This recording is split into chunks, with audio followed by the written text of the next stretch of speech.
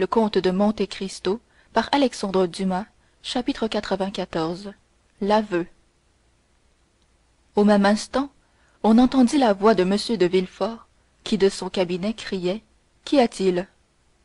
Morrel consulta du regard Noirtier, qui venait de reprendre tout son sang-froid, et qui d'un seul coup d'oeil lui indiqua le cabinet où déjà une fois, dans une circonstance à peu près pareille, il s'était réfugié. Il n'eut que le temps de prendre son chapeau et de s'y jeter tout haletant. On entendait les pas du procureur du roi dans le corridor. Villefort se précipita dans la chambre, courut à Valentine et la prit entre ses bras. Un médecin, monsieur d'avrigny, cria Villefort, ou plutôt j'y vais moi-même. Et il s'élança hors de l'appartement. Par l'autre porte s'élançait Morrel. Il venait d'être frappé au cœur par un épouvantable souvenir. Cette conversation entre Villefort et le docteur, qu'il avait entendue la nuit où mourut Mme de Saint Méran, lui revenait à la mémoire. Ces symptômes, portés à un degré moins effrayant, étaient les mêmes qui avaient précédé la mort de Barrois. En même temps, il lui avait semblé entendre bruire à son oreille cette voix de Monte Cristo qui lui avait dit, il y avait 2 heures à peine: de quelque chose que vous ayez besoin, Morrel, venez à moi, je peux beaucoup. Plus rapide que la pensée, il s'élança donc du faubourg Saint-Honoré dans la rue Matignon, et de la rue Matignon dans l'avenue des Champs-Élysées. Pendant ce temps, M. de Villefort arrivait, dans un cabriolet de place, à la porte de M. d'avrigny. Il sonna avec tant de violence que le concierge vint ouvrir d'un air effrayé. Villefort s'élança dans l'escalier sans avoir la force de rien dire. Le concierge le connaissait et le laissa passer en criant seulement: dans son cabinet, monsieur le procureur du roi, dans son cabinet. Villefort en poussait déjà, ou plutôt en enfonçait la porte. Ah, dit le docteur, c'est vous. Oui, dit Villefort en refermant la porte derrière lui. Oui, docteur, c'est moi qui viens vous demander à mon tour si nous sommes bien seuls. Docteur, ma maison est une maison maudite. Quoi? Dit celui-ci froidement en apparence, mais avec une profonde émotion intérieure. Avez-vous encore quelque malade? Oui, docteur, s'écria Villefort en saisissant d'une main convulsive une poignée de cheveux. Oui. Le regard de d'avrigny signifia: je vous l'avais prédit. Puis ses lèvres accentuèrent lentement ces mots: qui va donc mourir chez vous, et quelle victime va nous accuser de faiblesse devant Dieu? Un sanglot douloureux jaillit du coeur de Villefort. Il s'approcha du médecin et, lui saisissant le bras: Valentine, dit-il, c'est le tour de Valentine. Votre fille, s'écria d'avrigny, saisi de douleur et de surprise. Vous voyez que vous vous trompiez, murmura le magistrat. Venez la voir, et sur son lit de douleur, demandez-lui pardon de l'avoir soupçonnée. Chaque fois que vous m'avez prévenu, dit M. d'avrigny, il était trop tard. N'importe, j'y vais. Mais hâtons-nous, monsieur. Avec les ennemis qui frappent chez vous, il n'y a pas de temps à perdre.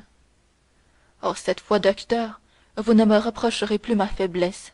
Cette fois, je connaîtrai l'assassin et je frapperai. Essayons de sauver la victime avant de penser à la venger, dit d'avrigny. Venez. Et le cabriolet qui avait amené Villefort le ramena au grand trot, accompagné de d'avrigny, au moment même où, de son côté, Morrel frappait à la porte de Monte Cristo. Le comte était dans son cabinet, et, fort soucieux, lisait un mot que Bertuccio venait de lui envoyer à la hâte. En entendant annoncer Morrel, qui le quittait il y avait 2 heures à peine, le comte releva la tête. Pour lui, comme pour le comte, il s'était sans doute passé bien des choses pendant ces 2 heures, car le jeune homme, qui l'avait quitté le sourire sur les lèvres, revenait le visage bouleversé. Il se leva et s'élança au-devant de Morrel. Qu'y a-t-il donc, Maximilien? Lui demanda-t-il. Vous êtes pâle et votre front ruisselle de sueur. Morrel tomba sur un fauteuil plutôt qu'il ne s'assit. Oui, dit-il, je suis venu vite. J'avais besoin de vous parler. Tout le monde se porte bien dans votre famille? Demanda le comte, avec un ton de bienveillance affectueuse, à la sincérité de laquelle personne ne se fût trompé. Merci, comte, merci, dit le jeune homme, visiblement embarrassé pour commencer l'entretien. Oui, dans ma famille, tout le monde se porte bien. Tant mieux. Cependant, vous avez quelque chose à me dire, reprit le comte, de plus en plus inquiet. Oui, dit Morrel, c'est vrai. Je viens de sortir d'une maison où la mort venait d'entrer pour accourir à vous. Sortez-vous donc de chez M. de Morcerf demanda Monte Cristo.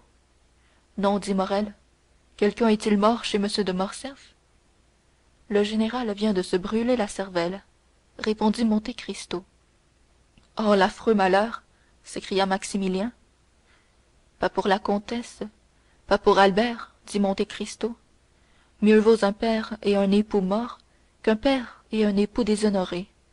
Le sang lavera la honte. Pauvre comtesse, dit Maximilien, c'est elle que je plains surtout, une si noble femme. Plaignez aussi Albert, Maximilien, car croyez-le, c'est le digne fils de la comtesse. Mais revenons à vous. Vous accouriez vers moi, m'avez-vous dit? Aurais-je le bonheur que vous eussiez besoin de moi? Oui, j'ai besoin de vous, c'est-à-dire que j'ai cru, comme un insensé, que vous pouviez me porter secours dans une circonstance où Dieu seul peut me secourir. Dites toujours, répondit Monte Cristo. Oh, dit Morrel, je ne sais en vérité s'il m'est permis de révéler un pareil secret à des oreilles humaines, mais la fatalité m'y pousse, la nécessité m'y contraint, comte. Morrel s'arrêta, hésitant. Croyez-vous que je vous aime? Dit Monte Cristo, prenant affectueusement la main du jeune homme entre les siennes. Oh, tenez, vous m'encouragez. Et puis, quelque chose me dit, là, Morrel posa la main sur son cœur, que je ne dois pas avoir de secret pour vous. Vous avez raison, Morrel. C'est Dieu qui parle à votre cœur, et c'est votre cœur qui vous parle. Redites-moi ce que vous a dit votre cœur. Comte, voulez-vous me permettre d'envoyer Baptistin demander de votre part des nouvelles de quelqu'un que vous connaissez? Je me suis mise à votre disposition. À plus forte raison, j'y mets mes domestiques. Oh, c'est que je ne vivrai pas tant que je n'aurai pas la certitude qu'elle va mieux. Voulez-vous que je sonne Baptistin? Non, je vais lui parler moi-même. Morrel sortit, appela Baptistin et lui dit quelques mots tout bas. Le valet de chambre partit tout courant. Eh bien, est-ce fait? Demanda Monte Cristo en voyant reparaître Morrel. Oui, et je vais être un peu plus tranquille. Vous savez que j'attends, dit Monte Cristo en souriant. Oui, et moi je parle. Écoutez, un soir je me trouvais dans un jardin, j'étais caché par un massif d'arbres, nul ne se doutait que je pouvais être là. Deux personnes passèrent près de moi. Permettez que je taise provisoirement leurs noms. Elles causaient à voix basse, et cependant j'avais un tel intérêt à entendre leurs paroles que je ne perdais pas un mot de ce qu'elles disaient. Cela s'annonce lugubrement, si j'en crois votre pâleur et votre frisson, Morrel. Oh oui, bien lugubrement, mon ami. Il venait de mourir quelqu'un chez le maître du jardin où je me trouvais. L'une des deux personnes dont j'entendais la conversation était le maître de ce jardin, et l'autre était le médecin. Or le premier confiait au second ses craintes et ses douleurs, car c'était la seconde fois depuis un mois que la mort s'abattait, rapide et imprévue, sur cette maison qu'on croirait désignée par quelque ange exterminateur à la colère de Dieu. Ah, ah, dit Monte Cristo, en regardant fixement le jeune homme, et en tournant son fauteuil par un mouvement imperceptible, de manière à se placer dans l'ombre, tandis que le jour frappait le visage de Maximilien. Oui, continua celui-ci, la mort était entrée deux fois dans cette maison en un mois. Et que répondait le docteur? Demanda Monte Cristo. Il répondait que cette mort n'était point naturelle, et qu'il fallait l'attribuer... À quoi? Au poison. Vraiment, dit Monte Cristo, avec cette toux légère qui, dans les moments de suprême émotion, lui servait à déguiser soit sa rougeur, soit sa pâleur, soit l'attention même avec laquelle il écoutait. Vraiment, Maximilien, vous avez entendu de ces choses-là? Oui, cher comte, je les ai entendues, et le docteur a ajouté que, si pareil événement se renouvelait, il se croirait obligé d'en appeler à la justice. Monte Cristo écoutait, ou paraissait écouter, avec le plus grand calme. Eh bien, dit Maximilien, la mort a frappé une troisième fois, et ni le maître de la maison ni le docteur n'ont rien dit. La mort va frapper une quatrième fois, peut-être. Comte, à quoi croyez-vous que la connaissance de ce secret m'engage? Mon cher ami, dit Monte Cristo, vous me paraissez conter là une aventure que chacun de nous sait par cœur. La maison où vous avez entendu cela, je la connais, ou tout au moins j'en connais une pareille. Une maison où il y a un jardin, un père de famille, un docteur, une maison où il y a eu 3 morts étranges et inattendues. Eh bien, regardez-moi, moi qui n'ai point intercepté de confidence, et qui cependant sais tout cela aussi bien que vous. Est-ce que j'ai des scrupules de conscience? Non, cela ne me regarde pas. Moi. Vous dites qu'un ange exterminateur semble désigner cette maison à la colère du Seigneur. Eh bien, qui vous dit que votre supposition n'est pas une réalité? Ne voyez pas les choses que ne veulent pas voir ceux qui ont intérêt à les voir. Si c'est la justice et non la colère de Dieu qui se promène dans cette maison, Maximilien, détournez la tête et laissez passer la justice de Dieu. Morrel frissonna. Il y avait quelque chose à la fois de lugubre, de solennel et de terrible dans l'accent du comte. D'ailleurs, continua-t-il, avec un changement de voix si marqué qu'on eût dit que ces dernières paroles ne sortaient pas de la bouche du même homme. D'ailleurs, qui vous dit que cela recommencera? Cela recommence, comte, s'écria Morrel, et voilà pourquoi j'accours chez vous. Eh bien, que voulez-vous que j'y fasse, Morrel? Voudriez-vous par hasard que je prévienne monsieur le procureur du roi? Monte Cristo articula ces dernières paroles avec tant de clarté et avec une accentuation si vibrante que Morrel, se levant tout à coup, s'écria: Comte, comte, vous savez de qui je veux parler, n'est-ce pas? Et parfaitement, mon bon ami, et je vais vous le prouver en mettant les points sur les i, ou plutôt les noms sur les hommes. Vous vous êtes promené un soir dans le jardin de M. de Villefort.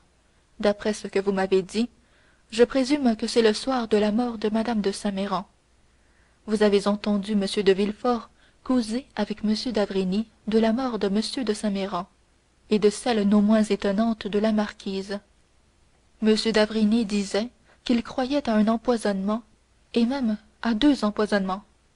Et vous voilà, vous, honnête homme par excellence, vous voilà depuis ce moment occupé à palper votre cœur, à jeter la sonde dans votre conscience pour savoir s'il faut révéler ce secret ou le taire. Nous ne sommes plus au Moyen Âge, cher ami, et il n'y a plus de sainte Vême, il n'y a plus de francs juges. Que diable allez-vous demander à ces gens-là? Conscience, que me veux-tu? Comme dit Sterne. Et mon cher, laissez-les dormir s'ils dorment, laissez-les pâlir dans leurs insomnies, et pour l'amour de Dieu, dormez, vous qui n'avez pas de remords qui vous empêchent de dormir. Une effroyable douleur se peignit sur les traits de Morrel. Il saisit la main de Monte Cristo. Mais cela recommence, vous dis-je. Eh bien, dit le comte, étonné de cette insistance à laquelle il ne comprenait rien, et regardant Maximilien attentivement. Laissez recommencer. C'est une famille d'Atrides. Dieu les a condamnés, et ils subiront la sentence. Ils vont tous disparaître comme ces moines que les enfants fabriquent avec des cartes pliées, et qui tombent les uns après les autres sous le souffle de leur Créateur, y en eût-il 200. C'était M. de Saint-Méran il y a 3 mois, c'était Mme de Saint-Méran il y a 2 mois, c'était Barrois l'autre jour, aujourd'hui, c'est le vieux Noirtier ou la jeune Valentine. Vous le saviez? s'écria Morrel dans un tel paroxysme de terreur que Monte Cristo tressaillit, lui que la chute du ciel eût trouvé impassible. Vous le saviez, et vous ne disiez rien? Et que m'importe, reprit Monte Cristo en haussant les épaules. Est-ce que je connais ces gens-là, moi? Et faut-il que je perde l'un pour sauver l'autre? Ma foi, non, car entre le coupable et la victime, je n'ai pas de préférence. Mais moi, s'écria Morrel en hurlant de douleur. Moi, je l'aime. Vous aimez qui? S'écria Monte Cristo en bondissant sur ses pieds et en saisissant les deux mains que Morrel élevait en les tordant vers le ciel. J'aime éperdument, j'aime en insensé, j'aime en homme qui donnerait tout son sang pour lui épargner une larme. J'aime Valentine de Villefort, qu'on assassine en ce moment, entendez-vous bien? Je l'aime, et je demande à Dieu et à vous comment je puis la sauver. Monte Cristo poussa un cri sauvage dont peuvent seuls se faire une idée ceux qui ont entendu le rugissement du lion blessé. Malheureux, s'écria-t-il en se tordant les mains à son tour, malheureux, tu aimes Valentine, tu aimes cette fille d'une race maudite. Jamais Morrel n'avait vu semblable expression. Jamais œil si terrible n'avait flamboyé devant son visage.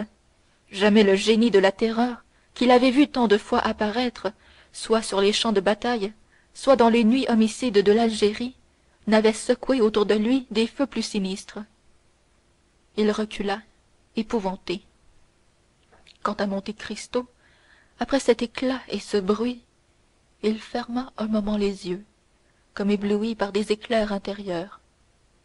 Pendant ce moment, il se recueillit avec tant de puissance que l'on voyait peu à peu s'apaiser le mouvement onduleux de sa poitrine gonflée de tempête, comme on voit, après la nuée, se fondre sous le soleil les vagues turbulentes et écumeuses.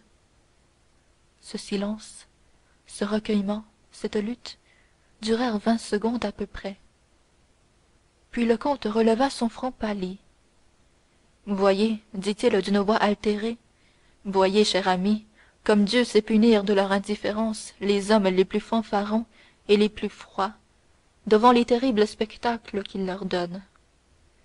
Moi qui regardais, assistant impassible et curieux, moi qui regardais le développement de cette lugubre tragédie, moi qui, pareil aux mauvais anges, riais du mal que font les hommes, à l'abri derrière le secret, et le secret est facile à garder pour les riches et les puissants. Voilà qu'à mon tour, je me sens mordu par ce serpent dont je regardais la marche tortueuse, et mordu au cœur. Morrel poussa un sourd gémissement. Allons, allons, continua le comte, assez de plaintes comme cela. Soyez homme, soyez fort, soyez plein d'espoir, car je suis là, je veille sur vous. Morrel secoua tristement la tête. Je vous dis d'espérer, me comprenez-vous? S'écria Monte Cristo. Sachez bien que jamais je ne mens, que jamais je ne me trompe. Il est midi, Maximilien? Rendez grâce au ciel de ce que vous êtes venu à midi, au lieu de venir ce soir, au lieu de venir demain matin. Écoutez donc ce que je vais vous dire, Morrel. Il est midi. Si Valentine n'est pas morte à cette heure, elle ne mourra pas. Oh mon Dieu, s'écria Morrel, moi qui l'ai laissée mourante. Monte Cristo appuya une main sur son front.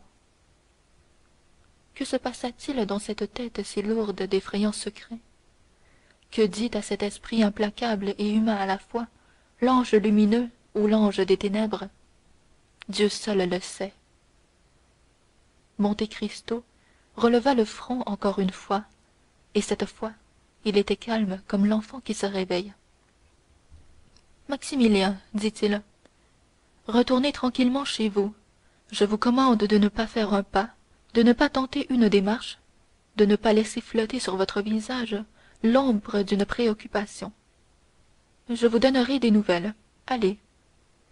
Mon Dieu, dit Morrel, vous m'épouvantez, comte, avec ce sang-froid. Pouvez-vous donc quelque chose contre la mort?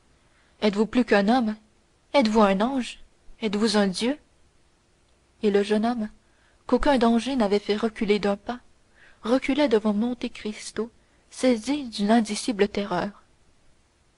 Mais Monte Cristo le regarda avec un sourire à la fois si mélancolique et si doux que Maximilien sentit les larmes poindre dans ses yeux. Je peux beaucoup, mon ami, répondit le comte. Allez, j'ai besoin d'être seul. Morrel, subjugué par ce prodigieux ascendant qu'exerçait Monte Cristo sur tout ce qui l'entourait, n'essaya pas même de s'y soustraire.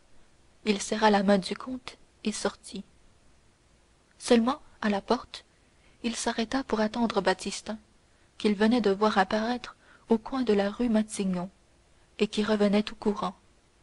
Cependant, Villefort et d'Avrigny avaient fait diligence. À leur retour, Valentine était encore évanouie, et le médecin avait examiné la malade avec le soin que commandait la circonstance et avec une profondeur que doublait la connaissance du secret. Villefort, suspendu à son regard et à ses lèvres, attendait le résultat de l'examen. Noirtier, plus pâle que la jeune fille, plus avide d'une solution que Villefort lui-même, attendait aussi, et tout en lui se faisait intelligence et sensibilité. Enfin, d'Avrigny laissa échapper lentement. Elle vit encore. Encore, s'écria Villefort. Oh, docteur, quel terrible mot vous avez prononcé là. Oui, dit le médecin, je répète ma phrase. Elle vit encore, et j'en suis bien surpris. Mais elle est sauvée demanda le père. Oui, puisqu'elle vit. En ce moment, le regard de d'Avrigny rencontra l'œil de Noirtier.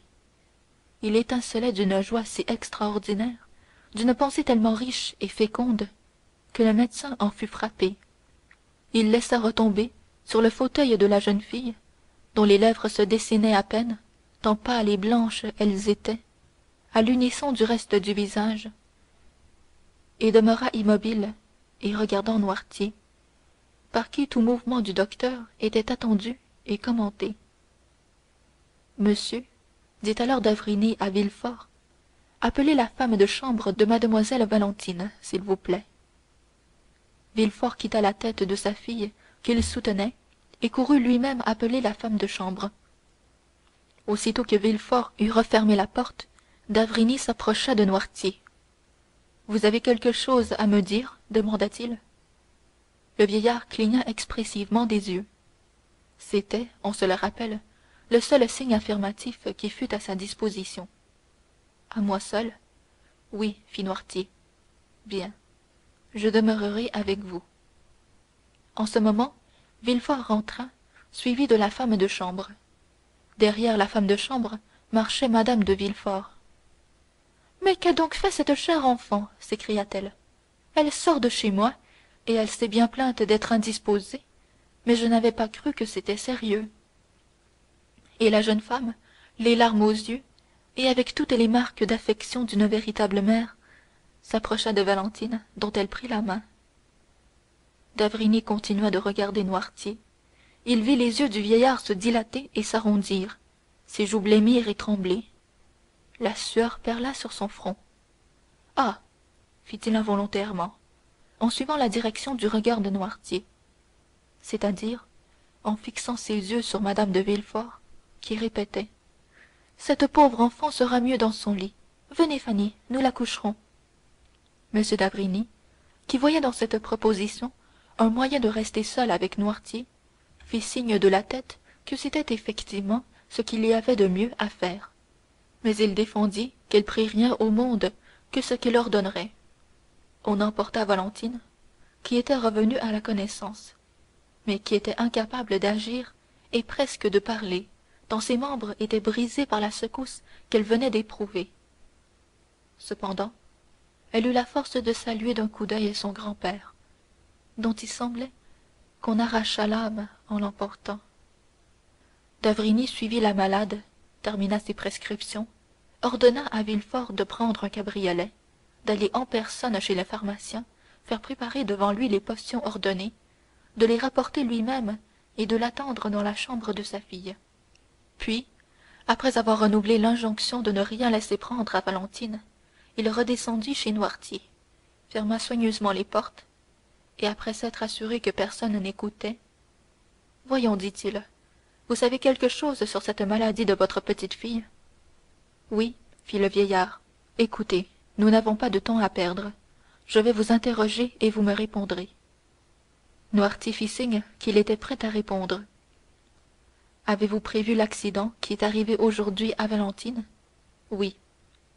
D'avrigny réfléchit un instant, puis se rapprochant de Noirtier: pardonnez-moi ce que je vais vous dire, ajouta-t-il, mais nul indice ne doit être négligé dans la situation terrible où nous sommes. Vous avez vu mourir le pauvre Barrois? Noirtier leva les yeux au ciel. Savez-vous de quoi il est mort? Demanda d'Avrigny, en posant sa main sur l'épaule de Noirtier. Oui, répondit le vieillard. Pensez-vous que sa mort ait été naturelle? Quelque chose comme un sourire s'esquissa sur les lèvres inertes de Noirtier. Alors l'idée que Barrois avait été empoisonné vous est venue? Oui. Croyez-vous que ce poison dont il a été victime lui ait été destiné? Non. Maintenant, pensez-vous que ce soit la même main qui a frappé Barrois, en voulant frapper un autre, qui frappe aujourd'hui Valentine? Oui. Elle va donc succomber aussi? Demanda d'Avrigny, en fixant son regard profond sur Noirtier. Et il attendit l'effet de cette phrase sur le vieillard. Non, répondit-il avec un air de triomphe qui eût pu dérouter toutes les conjectures du plus habile devin. Alors vous espérez? Dit d'Avrigny avec surprise. Oui. Qu'espérez-vous? Le vieillard fit comprendre des yeux qu'il ne pouvait répondre. Ah oui, c'est vrai, murmura d'Avrigny. Puis, revenant à Noirtier: vous espérez, dit-il, que l'assassin se lassera? Non. Alors vous espérez que le poison sera sans effet sur Valentine? Oui. Car je ne vous apprends rien, n'est-ce pas, ajouta d'Avrigny, en vous disant qu'on vient d'essayer de l'empoisonner? Le vieillard fit signe des yeux qu'il ne conservait aucun doute à ce sujet. Alors, comment espérez-vous que Valentine échappera? Noirtier tint avec obstination ses yeux fixés du même côté. D'avrigny suivit la direction de ses yeux et vit qu'ils étaient attachés sur une bouteille contenant la potion qu'on lui apportait tous les matins. Ah, ah, dit d'Avrigny, frappé d'une idée subite. Auriez-vous eu l'idée? Noirtier ne le laissa point achever. Oui, fit-il. De la prémunir contre le poison? Oui. En l'habituant peu à peu? Oui, oui, oui, fit Noirtier, enchanté d'être compris. En effet, vous m'avez entendu dire qu'il entrait de la brucine dans les potions que je vous donne? Oui. Et en l'accoutumant à ce poison, vous avez voulu neutraliser les effets d'un poison? Même joie triomphante de Noirtier. Et vous y êtes parvenu, en effet, s'écria d'Avrigny. Sans cette précaution, Valentine était tuée aujourd'hui, tuée sans secours possible, tuée sans miséricorde. La secousse a été violente, mais elle n'a été qu'ébranlée, et cette fois du moins Valentine ne mourra pas. Une joie surhumaine épanouissait les yeux du vieillard, levés au ciel avec une expression de reconnaissance infinie. En ce moment, Villefort entra. Tenez, docteur, dit-il, voici ce que vous avez demandé. Cette potion a été préparée devant vous? Oui, répondit le procureur du roi. Elle n'est pas sortie de vos mains? Non. D'avrigny prit la bouteille, versa quelques gouttes du breuvage qu'elle contenait dans le creux de sa main et les avala. Bien, dit-il, montons chez Valentine. J'y donnerai mes instructions à tout le monde, et vous veillerez vous-même, monsieur de Villefort, à ce que personne ne s'en écarte. Au moment où d'Avrigny rentrait dans la chambre de Valentine, accompagné de Villefort, un prêtre italien, à la démarche sévère, aux paroles calmes et décidées, louait pour son usage la maison attenante à l'hôtel habité par M. de Villefort. On ne put savoir en vertu de quelle transaction les trois locataires de cette maison déménagèrent 2 heures après. Mais le bruit qui courut généralement dans le quartier fut que la maison n'était pas solidement assise sur ses fondations et menaçait ruine, ce qui n'empêchait point le nouveau locataire de s'y établir avec son modeste mobilier le jour même, vers les 5 heures. Ce bail fut fait pour 3, 6 ou 9 ans par le nouveau locataire, qui, selon l'habitude établie par les propriétaires, paya 6 mois d'avance.